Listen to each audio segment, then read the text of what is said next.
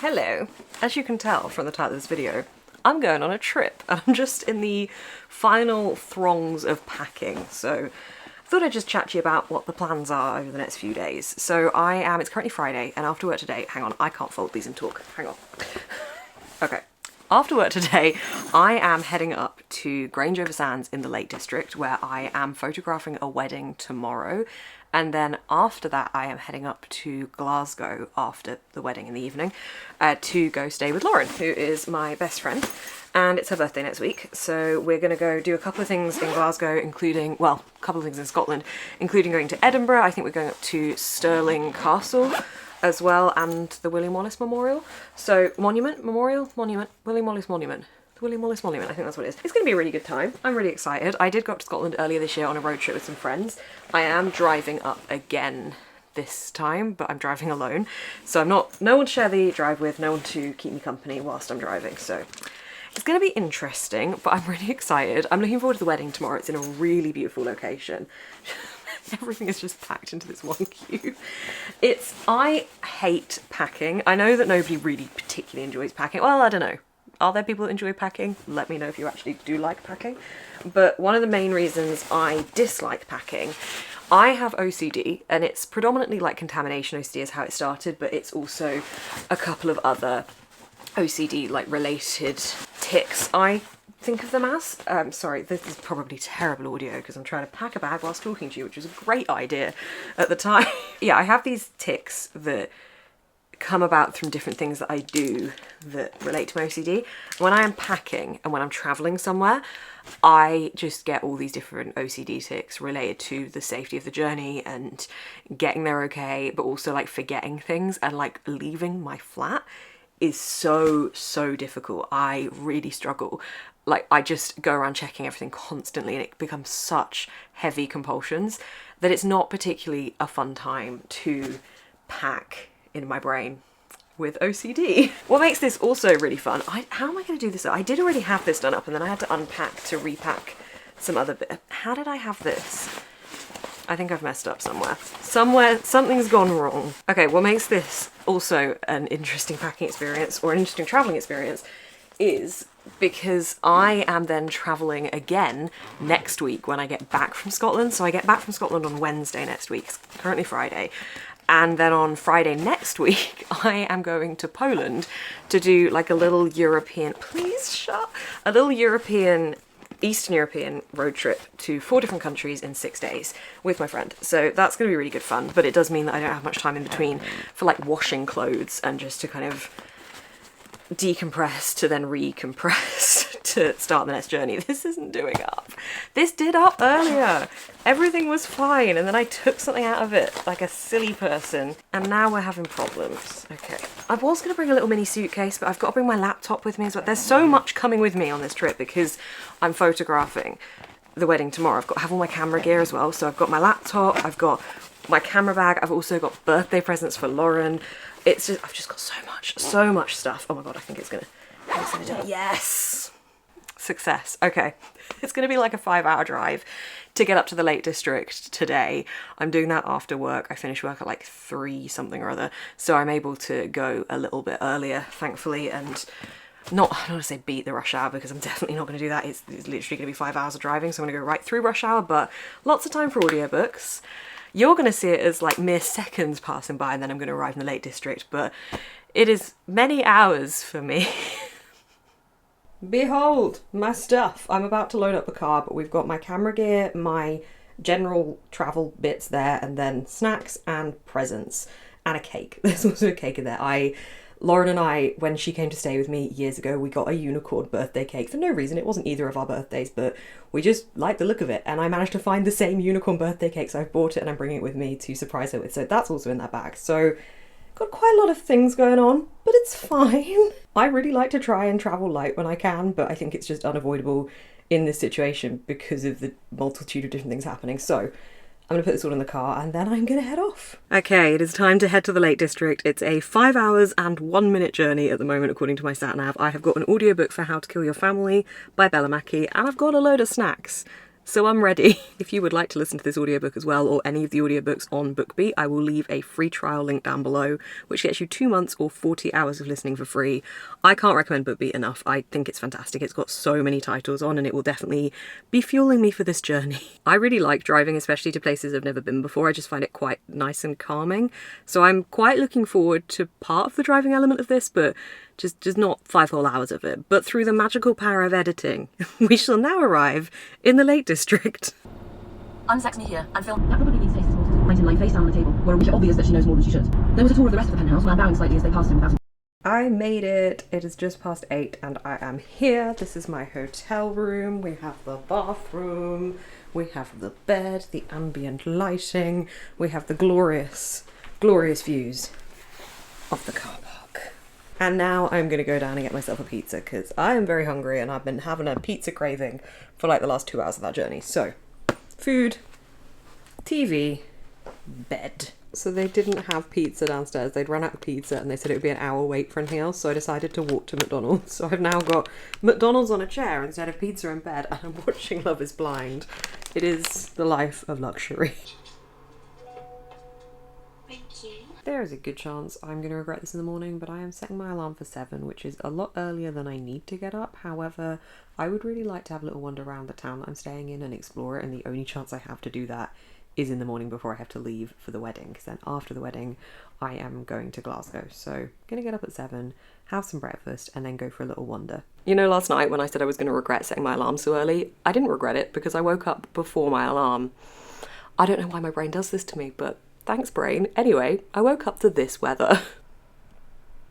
It's pretty nasty outside. I feel so bad for the couple today. The venue they're getting married in is this beautiful manor house castle combination in the middle of the Lake District, and it is raining. I think the rain is meant to clear up a little bit later, but then it's exchanging itself for wind. So excellent, excellent conditions for photographing a wedding. I was going to go for a little walk around Kendal this morning, which is the town I'm staying in, but I don't really want to start my day by getting cold and wet when I've then got a full work day ahead of me. So I'm going to go downstairs, have some breakfast, bring my book and just sit and read for a little bit. And hopefully, maybe the rain clears up a little bit.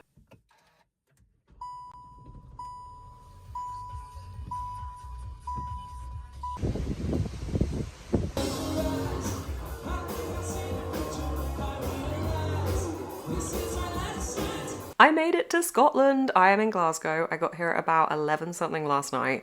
The wedding went well, despite the rain. The rain did ease off. It was a really, really lovely location, and we got to do a little shoot on the beach as well. So it was a good day. It was a good drive. I am very happy to be in Scotland. Today we're heading into Glasgow, doing a little bit of shopping and mooching around the town, probably going into a couple of bookshops. Waterstones and Forbidden Planet, I think, are on the list. We're getting pancakes for breakfast, and then we're just going to come back and chill here for the afternoon. I finished How to Kill Your Family. I keep thinking that's not the name of it. I think it's because I recently read How to Kill Men and Get Away with It, and they're not similar concepts as such, but in both of them you're following somebody who is doing the killing and kind of like trying to justify their killing through the narrative of the book. It is called How to Kill Your Family by Bella Mackie. I have given this 4 out of 5 stars. I have thoughts. I've made notes because my thoughts keep jumping all over the place. When you have a character who is literally a serial killer, it's interesting following their perspective because they aren't likable because they are a serial killer, but they are trying to justify their decisions to the reader as the narrator of the story. And it's interesting seeing this unfold with this story specifically because the concept of this one is the main character is in prison for a crime she didn't commit. However, she has committed the crime of killing 6 members of her family. And you're being told this story from her perspective as she is in prison, looking back at the crimes that she's already committed and why she's been wrongfully incarcerated at the moment. So it's interesting because you've got the retrospective look on what got her here, but also the fact that she's wrongfully imprisoned. It's very conflicting thoughts because as a character, she's dislikable. She's very narcissistic. She is fat phobic. She's homophobic. Like, she's painted to be a dislikable character. We're not meant to like her, but it's her story we're hearing. For like however long the audiobook was, she was telling me her story. So I felt like I ended up knowing a lot about her by the end of the book. But she's just, I don't like her at all. But I was so intrigued to see her story. And also I wanted to see her get the correct justice, because the crime she was serving for wasn't the one she committed. And as the reader following along on that story, I kind of wanted it to be the right way around. You know, I wanted her to get time for what she did do, not for what she didn't do. That was the frustrating part. I don't know. I'm so torn with it because she was so dislikable, and I usually do have to like a character, and I didn't really like many characters, but I was completely fascinated with her story and very compelled to keep reading and following along. One thing that really bugged me in this book, that bugs me in a lot of books, and it's not a flaw of this book as such, it's just something this book has done that a lot of books are doing, is the way that influencers are represented in fiction at the moment, and probably in film and TV as well, to be honest. I am really sick of this vapid bubble that surrounds influencers. Creating content about something you're passionate about does not necessarily mean you are a really vapid, vain person. Like, it means you've got a passion and you want to create art around that passion. And I know that the world of like influencer marketing is certainly a mixed bag, and I'm sure that there's lots of different people that do this kind of thing, and there's lots of reasons that people do it. But like, I personally create book content because I love books. And every single time I read about content creators in any form of book, it's just negative. It's always negative. And it's never like, oh, these people have created a really nice community and it's a really nice place to be. It's always like, oh, this person's just doing this for the money. They're just doing it for the engagement. They're just doing it for like this vapid social media world. I don't know if we're ever going to see a different perspective in a book, but this one like featured this annoyance from the main character about one of the characters who posted a lot of her life on social media. And I do understand that it isn't all like, you know, the book community is a very specific community of people and is a nice space to be in. And I know that not every single community on the online space is like that, but it just, yeah, it's constantly getting a bad rep to create content about something you're passionate about. Like, it has to be a bad thing. And I'd just love to see it not in one book one time. I'm enjoying my physical read, Thunderhead by Neil Shusterman. This is the second one in the Scythe series. I'm reading it on Kindle, so I can just bring it about with me over my travels over the next few weeks. But I love this world. It's so addictive. The idea that natural death has been abolished and the Scythes are there to like population control in this futuristic world. It's a really unsettling one, but it's good. It's very addictive. Obviously, I am in Lauren's house at the moment, so I'm going to be bringing you along on our adventures over the next few days. Glasgow today, Edinburgh tomorrow, Stirling on Tuesday, which is Lauren's birthday, and then on Wednesday, I'm heading home.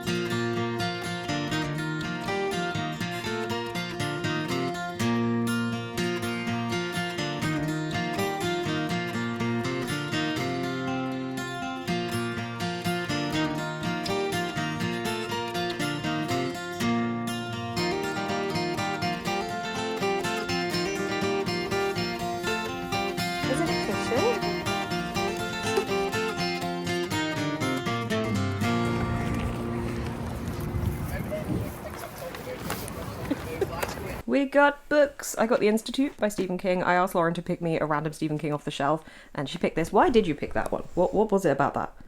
It's teal. And it's good trees. Great choice. And I also got Fragments of Horror by Junji Ito, which I think is lots of short stories. Honestly, the cover completely drew me in with this. It looks absolutely brilliantly strange, and I am excited. I am very ready for spooky season reading. Me when I'm struggling with my TBR. Lauren, what did you get? I got How to Become a Dark Lord and Die Trying. I think that's... I'm glad I wasn't the only one that struggled with this title. It's really screwing me over with the sticker. Yeah, I kept getting it wrong. I don't know why, but it's quite a funny title. Yeah, Beth basically really loved this and convinced me to get it. So and it's also a really nice like floppy book. Very floppy. It's very floppy, and I feel like this is one that I just kind of want to go, you know. Yeah. And then me and Beth are big fans of Stuck in Love, and they talk about this book a lot in it. And this is my first Stephen King book. I'm intimidated. It'll take me a decade to read, but I'm excited for it. Look at the size of that font. Yeah, and it's Bible thin as well. Like thin. It's good. It is a good book, but there's a lot in it. There's a lot of trigger warnings, and you can tell it's of its time when it was written. Also, I'm just like, I love this cover, but I'm not attached to it enough that I don't feel as if I can't go as well, you know? So. And Lauren thrifted this jumper, and she looks fabulous. Anyway, we're going to go have a movie night. Bye. Good morning. It is Monday. Today we are off to Edinburgh. I am filming another vlog whilst we're in Edinburgh. I'm doing an Edinburgh book shopping tour, which I am very excited about. I did one at the start of the year for London's Brick Lane, so it's going to be kind of that vibe. It's coming out in a couple of weeks, so I will be bringing you along with us to Edinburgh, but there is another video as well if you want to see more of the book shopping, because I think we're going to do quite a bit of book shopping.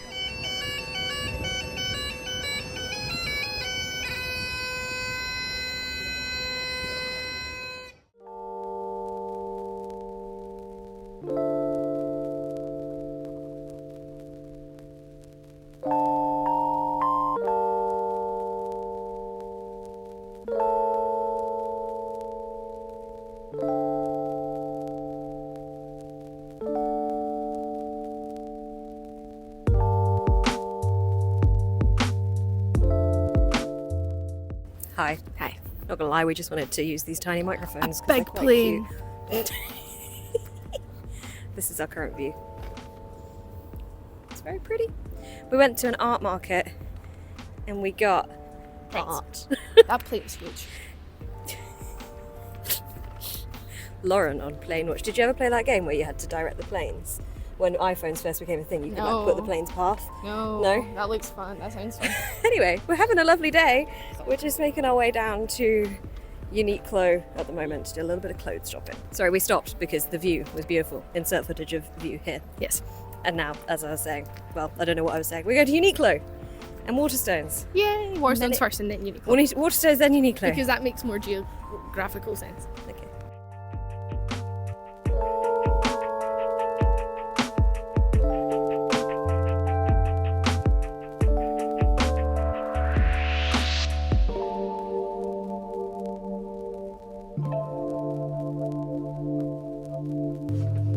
Somebody come get her. She dancing like a stripper.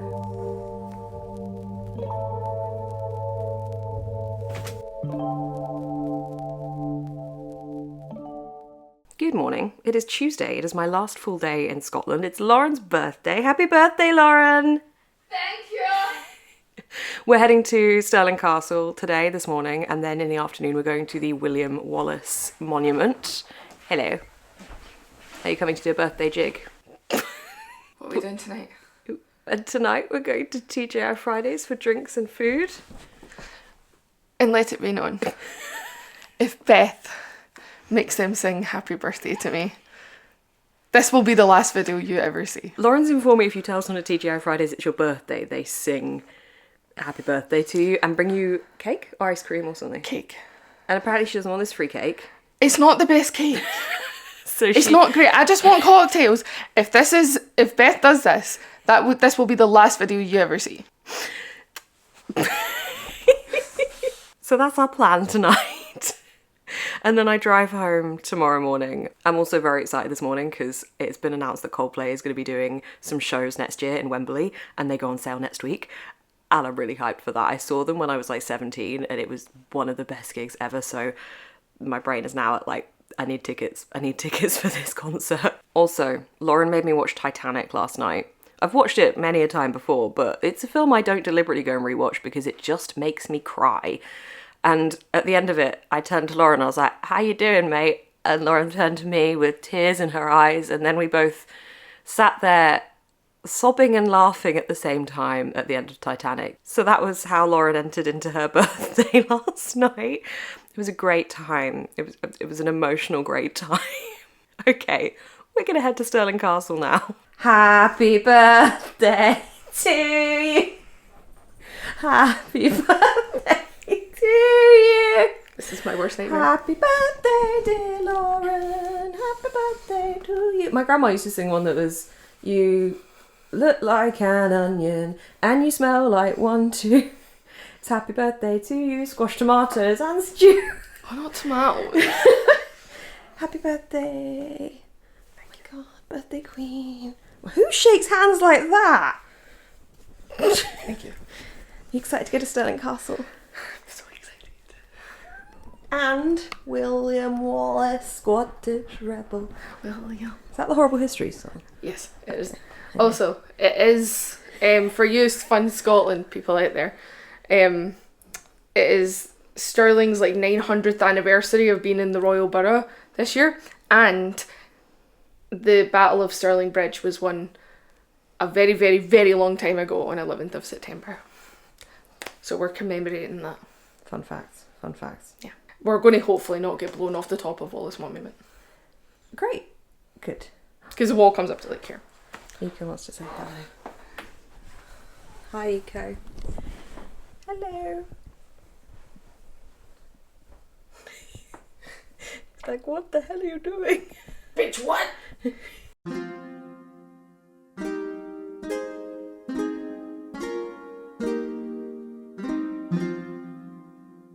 Get in your hole. Tell me what's going on. Would you like me to describe it to you, or shall I get you a box?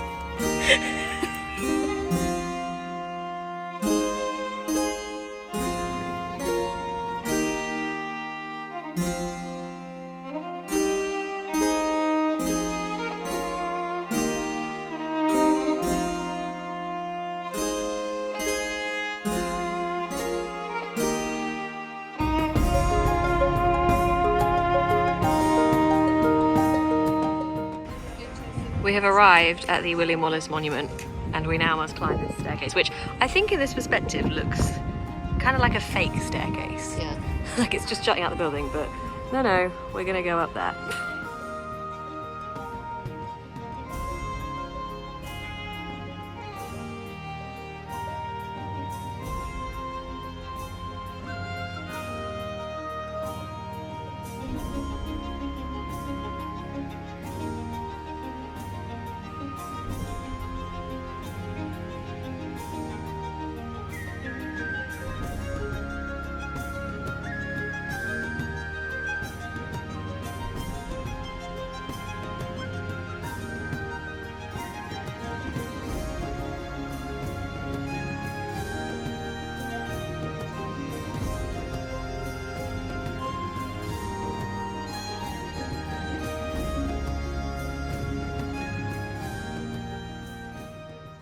So we're at the top of the William Wallace Monument. Hello. It's quite windy. It's brisk. About halfway up, I remembered that I seem to have recently developed a fear of heights. It's literally come about, I've spoken about this in a vlog before, it's come about in like the last 2 to 3 years, I think. Yeah. And I've been like wandering around clinging to the side of Lauren's arm. I've been getting more confident. I'm sat down. She's doing well. She's doing well. We've been up here for about 45 minutes. It's absolutely beautiful. Highly recommend it if you are anywhere near Stirling. See, I told you. Yeah, it's got beautiful views, 360. It's very windy though, so this is it for the vlog clip. Now we must make our journey back to the car, Lord of the Rings style. Da, da, da, da, da, da. Come on, Gimli!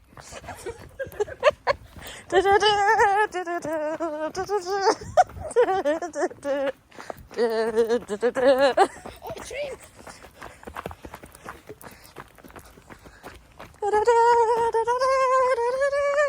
I like trains.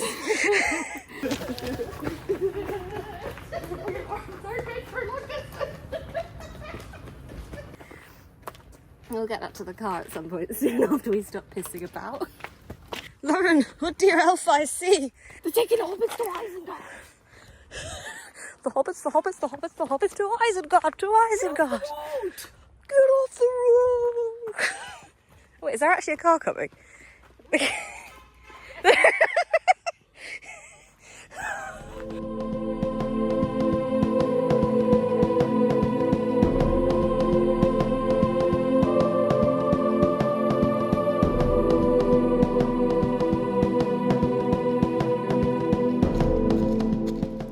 So my mum has given me a book of film and TV locations, and I have to visit 10 of them by the time I turn 30, which is next year.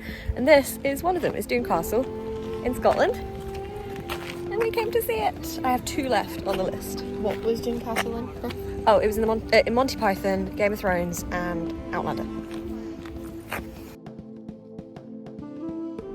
For my final night in Scotland, we went out for dinner to celebrate Lauren's birthday with a friend, and then the next morning it was time for me to head home. I ended up listening to Bella Mackey's latest book, What a Way to Go, for my whole trip. I gave it 3.5 out of 5 stars. It wasn't quite as good as How to Kill Your Family, but still fun and intriguing, and it had a kind of Beetlejuice-inspired death waiting room as the main character watched over his family, trying to figure out how he died, which was quite interesting. It definitely made the drive home feel less long and boring. It was a pretty clear run home, which was good, and I had such a brilliant time in Scotland. I love being there. I hope you enjoyed coming along on this journey with me. Thank you so much for watching. I will see you in the next one.